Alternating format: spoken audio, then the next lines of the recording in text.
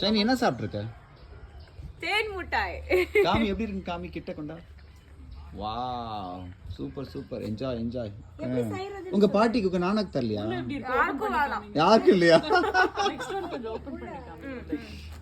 சக்கரை பாகுல போடுறது இல்லக்கா, இட்லி மாவு இருக்குல்ல, இட்லி மாவை எடுத்து எண்ணெயில பொரிச்சுக்குவாங்க.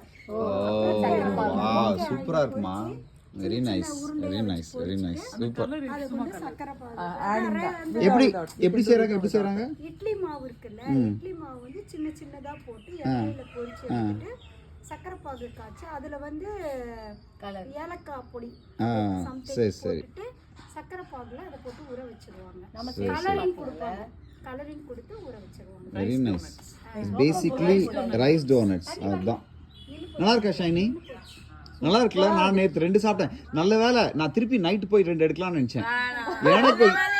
எனக்கு உண்மையே தெரியாது உனக்காக வச்சிருக்கான்னு தெரியாது, இல்லைன்னா எடுத்திருப்பேன் நான். நல்ல வேலை எடுக்கல.